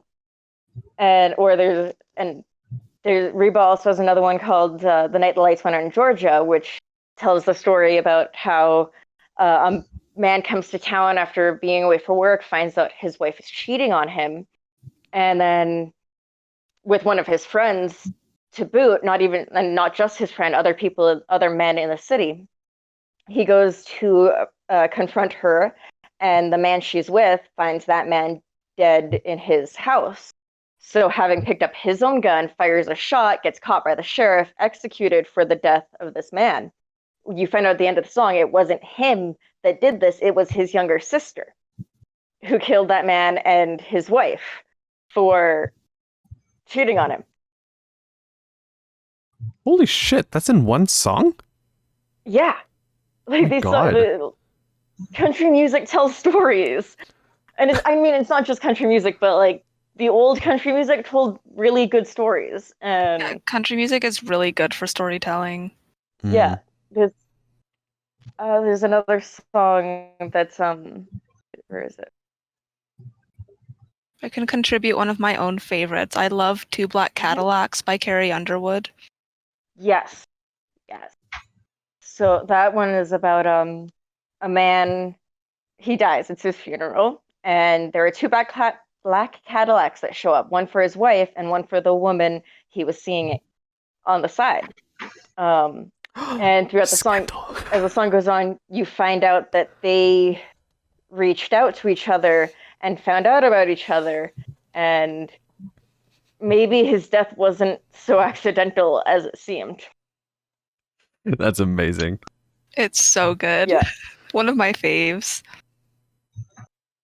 And a lot of these songs, these stories to the songs are really deep. Like there's Moments by Emerson Drive, which is about, like, it starts out with this guy's walking, he's going to commit suicide, he's going to jump off a bridge, and this homeless man comes out, and so he gives the homeless guy the last of his change.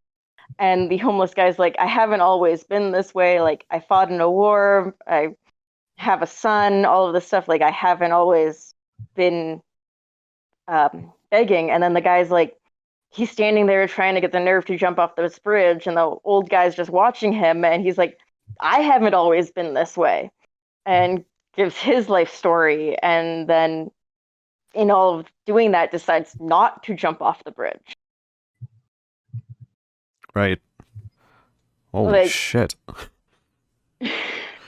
I wish I could give better commentary than holy shit, but like genuinely, I didn't know country music had like this deep storytelling into their thing, or into their music. Oh my god. Yeah, it's so many people think of country music as just, oh yeah, I like my trucks, I like fishing, I like my girl, that kind of stuff.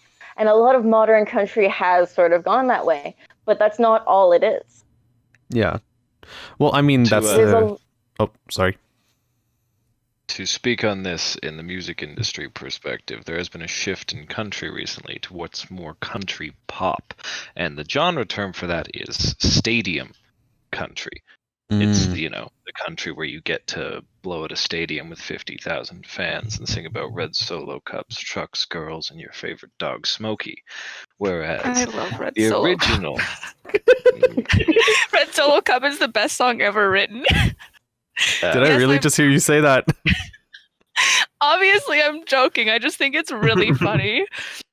I'm like, Alex, you have some hot takes, but you have to be fucking with me about that. Like, you need to be. I'll never look at you the same way if you were serious. Now listen here, Dean. Just because you're a city boy and you can't understand the artistry of red Solo cups, don't mean you gotta go talking to me about it.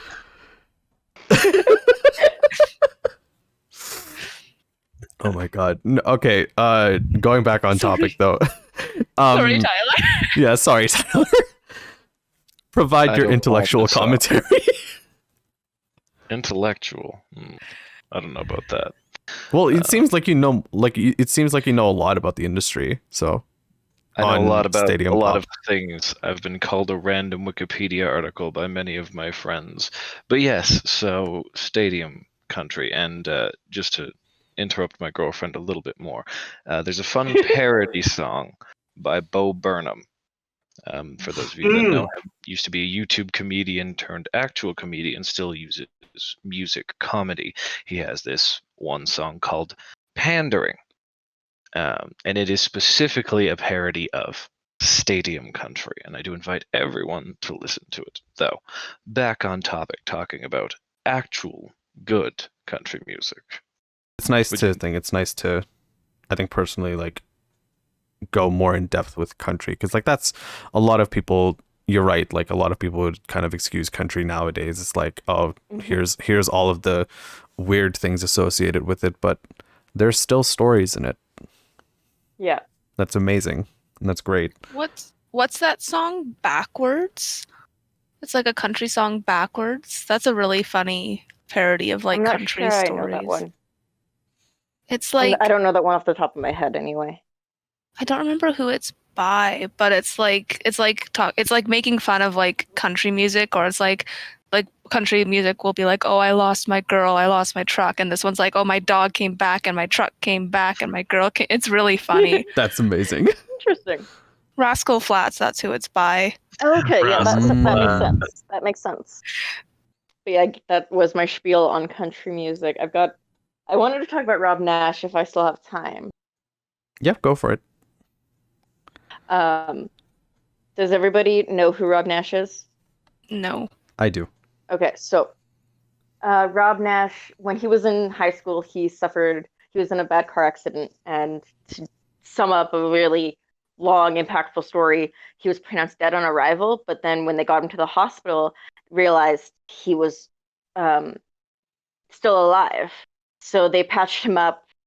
They never thought he was going to wake up, though, and then he did. A couple months later, wakes up out of his coma and goes through this incredible like recovery process, physically recovering and mentally recovering and everything. Ended up in like severe depression and such, but when he worked his way through it, and I'm summing things up really easy because like it's a major story. Like his story is kind of major, at least in my opinion. But after that, he turned to music, and he started a band called Live on Arrival, and they would sing songs about like his story of depression and other people's stories. There's one song called Hello Goodbye that's about a gentleman that they met at a homeless center or a soup kitchen or something, that he was an alcoholic who, when he drank, he became abusive, and then he'd wake up, like he'd get up the next morning and feel bad about it, and he'd apologize, but it was this cycle that happened over and over again, and suddenly he just decided that he needed to leave. So he left his wife and everyone, because if he was stayed in that place, he would never get clean, he would never stop drinking, and the cycle would never end. Mm-hmm. And these stories soared to the top of the charts and everything. And then he was approached by I think schools and such, that they were like, hey, we want you to come perform to these youth because like you're reaching them and everything. We want you to talk to them. And his record label was like, no, you can't do that. And he was like, well, I'm going to anyway. So he tore up his contract. He was like, had nothing. He went with his guitar and his buddies to play at schools, at detention facilities and everything. And eventually like the record label was like, yeah, we want you to come back with us. You can keep doing what you're going to do. We're just going to like, what's the word I'm looking for? Independent? No, we're gonna like work with you for free. Like they recorded for him and everything like that. That's definitely not the word that I just said. My bad. No, and he's got like they've got a van, they've got an entire crew. Their website's called the Robb Nash Project, and they go talking to schools and talking to the students because like they were there. These stories are their stories. These stories are your stories. And some of the songs are very like literal. Like they've got a song. It's not on their website anymore, and but it's called Bullet, and it's a song of a guy that Robb went to high school with who committed suicide, and they've got a line from his suicide note in it, and it's a very like it's a heavy song, but they've also got songs that are like figurative, like One Last Breath, which is like, if I had one last breath, what would I use it for? Mm-hmm. Which is like these thoughts that went through Robb's head after he when he was recovering, like, what was the last thing I said to my parents? What was the last thing I said to my friends, kind of things. Holy shit. Yeah, it's been a while since I've like thought about like the emotional weight in his music. Yeah. Some of the stories like he tells are very like you can tell exactly what it's the story the song is trying to tell you, and others it's more figurative and it's more like these are the same feelings that I've had kind of songs, like if that makes sense. Yeah. I think like going briefly to I think kind of going back into what Alex said about Pink and what I said about BTS, it's good to have role models tell stories in or through music, because obviously with music there's a lot of people that you can reach, but personally like it's then important to like really live out the life that you were doing, right? Or really live out the life that you were speaking. And with Robb Nash, when he visited my high school, like I could definitely tell that like he really does care. Oh yeah. And he's tattooed his arms. I'm sorry to interrupt you. No, go ahead. He's gotten like over 900 suicide notes from different people at different schools, and he's tattooed the signatures on his arms. Both of his forearms are covered with these signatures. Damn. Mm. And that's like, it's. What was the reason for that again? Because I know that he did that. I just don't remember why. Part of it was that like so many other people were getting lyrics from his songs tattooed, and the logo, which is like it's a heartbeat, like the straight line and then the pointed heartbeat line. That logo and lyrics from his songs tattooed on themselves to be like, you've made this impact on me kind of thing. And then he got these tattooed to show their impact on him, but also because it's a physical sign that like you're not the only ones feeling like this. These people felt this way too. I felt this way too. I feel like that's also a way to be like, look, even if you feel like no one else will ever remember you, I will.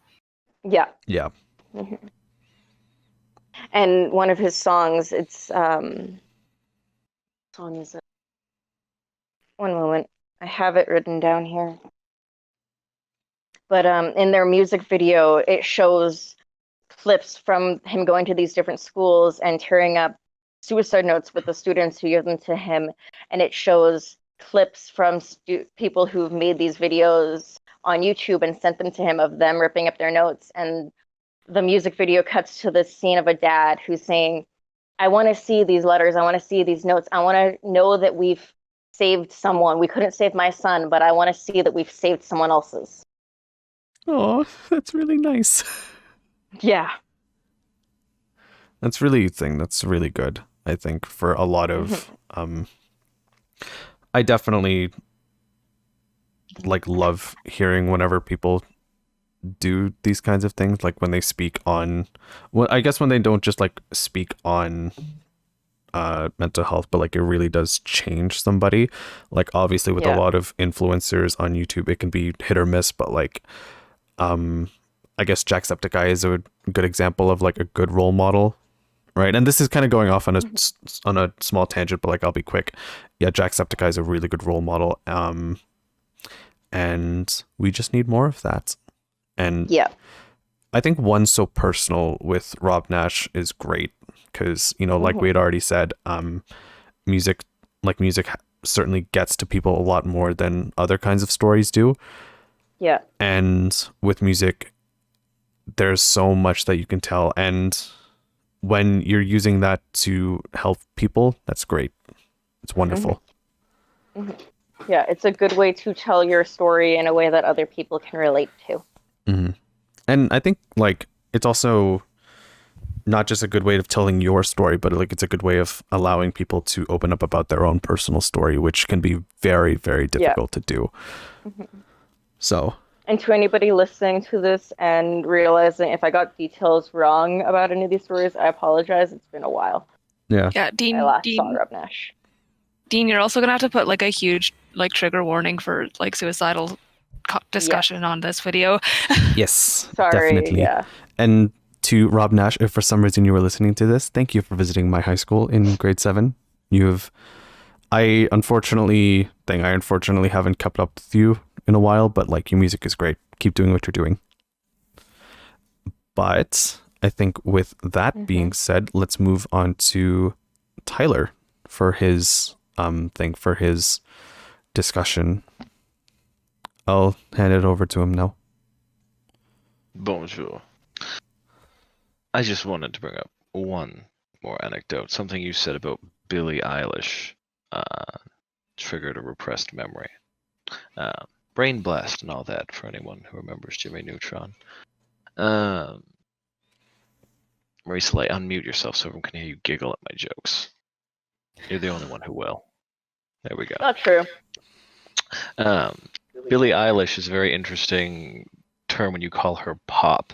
So we are currently, musically, in a very interesting period where you'll see a lot more emotion coming out, which is also, you'll notice everyone's been talking about songs about suicides and about these harder topics, because as the millennial population ages and as the Gen Z population ages into things, we are one of the more mentally unwell, I shall euphemize, generations to have come out recently, and the music reflects that. We are currently having an emo revival to some extent, though not the traditional pop punk emo that we used to have. We now have emo rap and emo pop, which Billie Eilish is a part of in genre technicality. Just had to flex my music brain there for a minute. All right. This is very interesting. I know nothing about music genres. I am a snob, and if I don't know something, I look it up. Yeah. It can be kind of pretentious. I'm extremely pretentious. Darling, I'm a goth. Elitism runs in my blood. I try to be better than my predecessors. But, on to my song picks. So, the first one I have is from Matthew Good. It's not one of the ones that ever got radio play. It's off the album Underdogs, I believe, and it's called Primetime Deliverance. Now, the reason I've picked this song is for raw, pure storytelling. There's very little left up into the imagination of this one, because for the entire first verse, he is literally just describing a scene, which, if we're talking about storytelling in songs, is one of the most concrete ways you could ever possibly do it. There's very little action, very little verbiage in the scene. It's more solid noun and what is being described. It's almost like he took a scene from a noir film, paused it, and then just described what was going on. Right. And for a quick summary, basically, there's two CIA agents eating Chinese food in a stakeout. They're watching the building across the street. On the top floor, in like the penthouse of whatever building this is, there's a girl. She's on the phone, naked, watching them out the window, and they're watching her because there's a naked girl in the window. Meanwhile, the guy they're actually after is on the floor below her, snorting a lot of cocaine. And that is all the first verse is of this song, is just describing that scene. There's no greater motive behind it. There's no interesting story to be planned past that. He leaves the entire rest of whatever that story is up to reader interpretation and extrapolation. And if we're talking about storytelling in songs, that's one of the most basic, instantaneous ways you could possibly do it. And I quite admire the song for that, for literally just taking a scene and describing it beautifully. It's poetry, it's creative writing in immediacy, as opposed to, again, more wispy poetic words. It's solid, it's concrete. The rest of the song does go into a bit more, less, I should say, fun topics. They move to a different scene about the same girl who ends up committing suicide, because this is everyone's favorite topic in this party, it seems. And I'll be honest, though, I've done lots of research on various things. I still have no idea why the song is called Primetime Deliverance, or the fact that the chorus is just, this is it, Primetime Deliverance. I still don't know what Primetime Deliverance exactly means, but it sounds good, so I'll leave him to it. Artist interpretations and whatnot. My personal interpretation was prime time being like news media and stuff like this. So what he's saying is this is the best prime time you'll get is these people's lives to some extent, but that is entirely extrapolated. So that is my pure storytelling example right now, is that one. If you want to listen to it, it's pretty long. The first verse is the best part in my opinion. After that, listen at your own leisure. Mm-hmm. The next I decided to be the song Hum Hallelujah, because I heard at least one person hype up when I mentioned that song. Woo! Now you got a second. Okay, good. Fall Out Boy, as I stated, was and still is one of my favorite bands. New albums are a little meh, but I digress. So, off of Infinity on High, they have a song called Hum Hallelujah.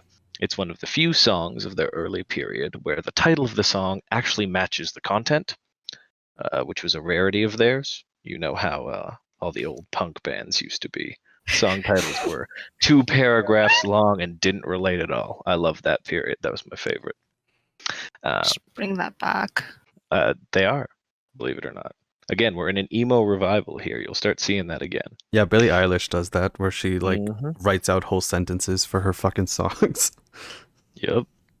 And you'll start seeing a lot more poetry in music too. Like, again, going off the song I'm currently talking about, a few of Fall Out Boy's old songs, the ending was literally just the bassist yelling his sad poetry into the microphone after the singer was done singing, and I do miss that. There was some character in that. But I digress. Hum Hallelujah. There's a few interpretations about this song, but the generally accepted one is, again, a suicide song. The bassist, Pete Wentz, wrote most of the music for Fall Out Boy. He is the front man of the band, even though he plays the bass. Another rarity that I love about them. And this song is about his attempted suicide on Ativan, which are these little blue pills, or at least they were back when he was taking them for his anxiety and depression, and how he drove to a parking lot in his car and popped a whole bottle of them. He's alive still, which I'm happy enough for. But the song itself tells the story in his almost scattered thoughts of how the whole event occurred and what he was thinking about and the reasons that led up to it. Now, I don't know if this part is just dramaticism or what, but the idea was that the song Hallelujah was playing on his radio when he did this, and so that's why the song is called Hum Hallelujah, because he was humming Hallelujah as he did this. The song is very wordy, and again, a lot of what is said doesn't necessarily relate, besides what the singer and writer feel it relates to what is going on. But it paints pictures the entire way through, and that's something that I always loved Fall Out Boy for. Even if they weren't singing concrete song stories, they were painting pictures every time. And to little teenage Tyler, oh, those pictures were sublime, absolutely sublime. Just to mention one or two lines that make no sense, but sound good. Second verse, the road outside my house is paved with good intentions. I hired a construction crew because it's hell on the engine. What does that have to do with the fact that he's about to pop a bunch of pills in a parking lot? I don't particularly know, but he liked it, so he put it in the song, and commendable in my mind. Hum Hallelujah is still one of my favorite Fall Out Boy songs for a multitude of reasons. One of them being the references to the actual song Hallelujah that they put in. So in the chorus, Hum Hallelujah just off the key of reason is actually a fun little musical quip. The key of reason is considered the key of C. And the song Hum Hallelujah is in the key of D, just off the key of reason. Fun little things like that are what make me love them, because they're not just telling a story for listeners or painting pictures for listeners, they're also painting pictures in the meta as well, in the actual songwriting behind it. They're telling you about why they did these things. And there's a whole bit about him being unreasonable when he did this, so off the key of reason, obviously. I love those little parallels and those supposed coincidences in their writing that are very, very well done. Lots of good wordplay. Mm-hmm. Nice. Fall Out Boy is still one of my favorites. Nice. I don't know if it's a happy song in key and rhythm, but I don't know if the message is very nice. I've heard a lot of people in this chat talk about music that has been inspiring and uplifting, and I gotta say, I don't listen to too much of that. Fair enough.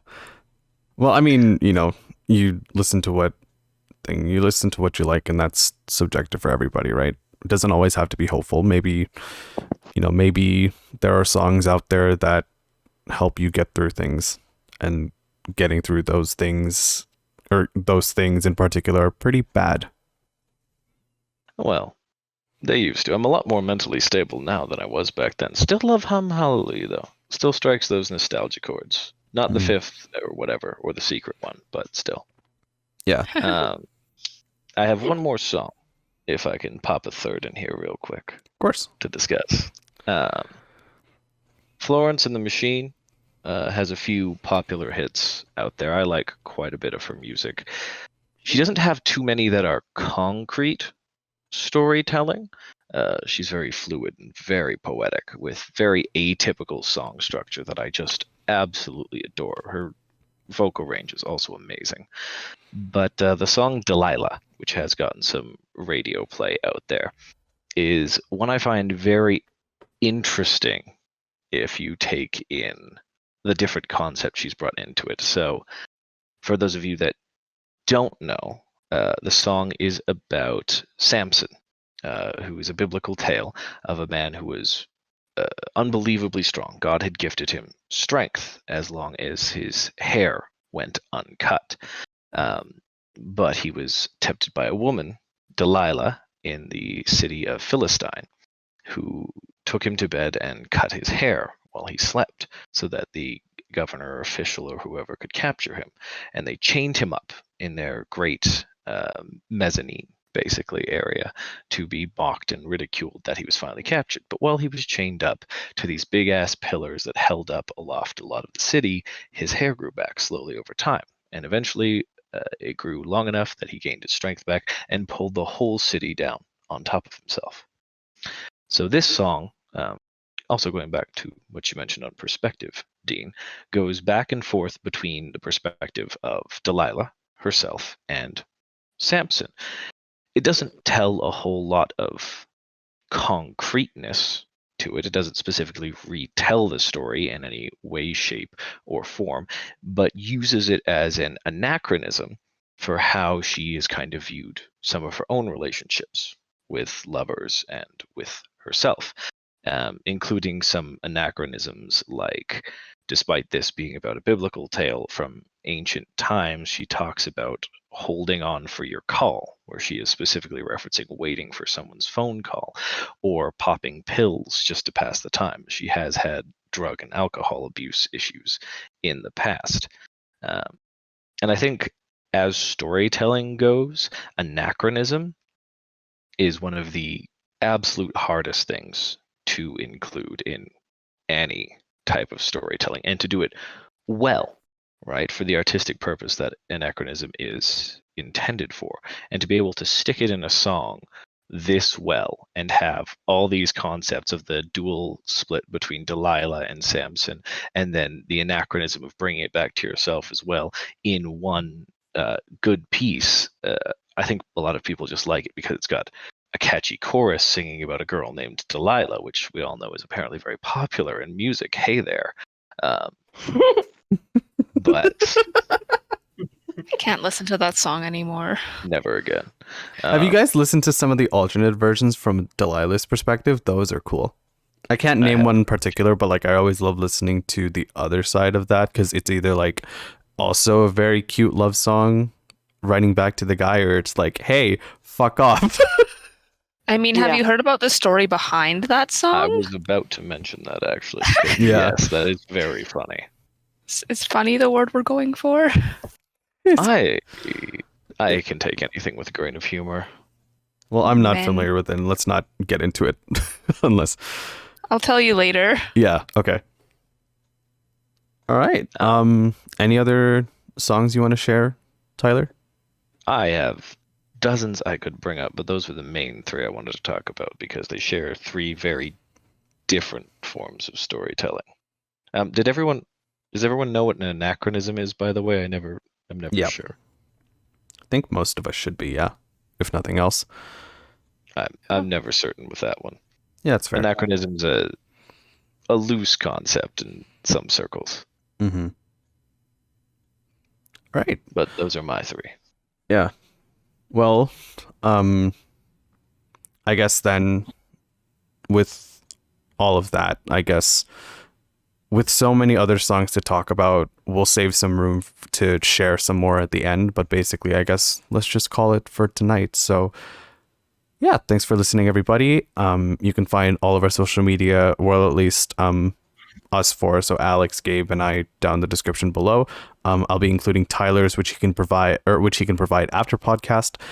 And for a closing segment, let's briefly go through some honorable mentions that we didn't get to kind of go in depth with for our sections. For me, I talked about Billie Eilish a lot, but like I had said, with Everything I Wanted, it is a very, very personal song exploring the relationship between her and her brother Phineas. I think it's to this day still my favorite Billie Eilish song, but aside from that, Out of Hell by In This Moment is also very good. A very, very personal song, and a very it tells a very I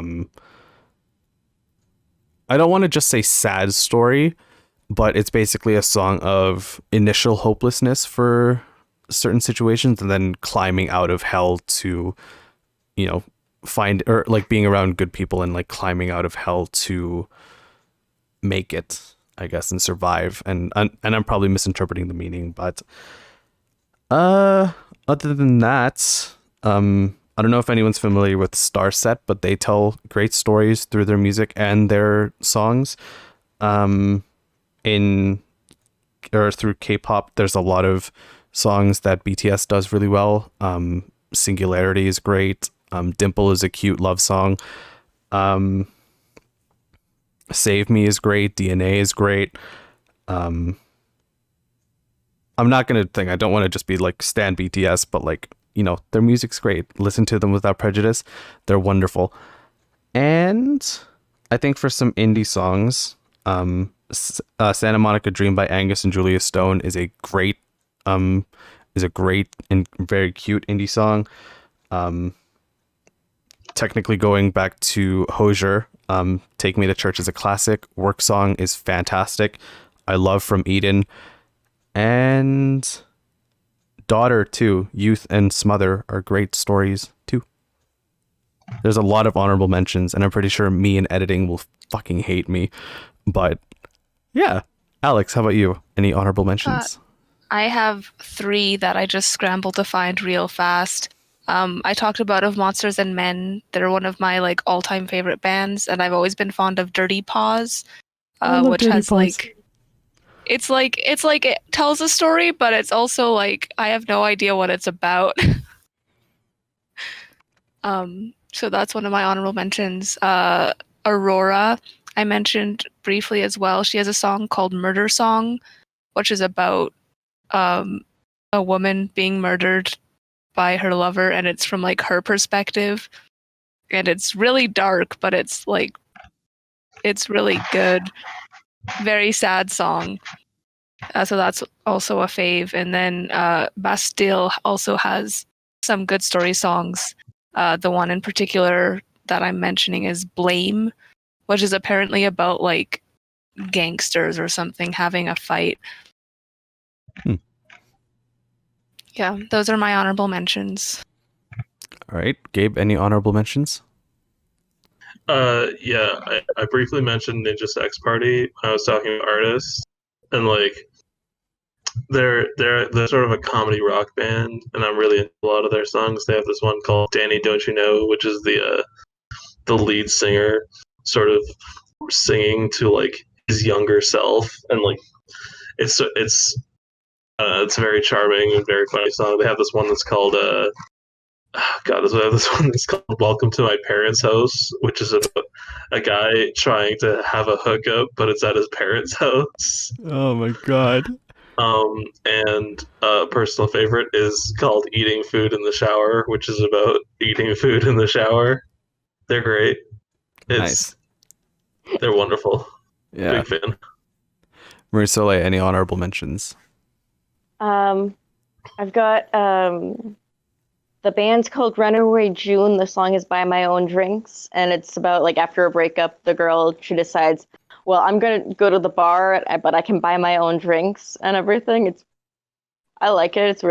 I think it's a really good song, kind of more upbeat than the songs I mentioned before.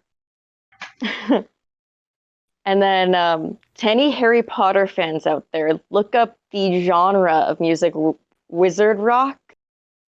It's a bunch of fandom bands, and they're not parody songs. These people made actual original songs based around Harry Potter and the wizarding universe. Swish and Flick is a good one. Nice. I'll be sure to note that down. All right. Tyler?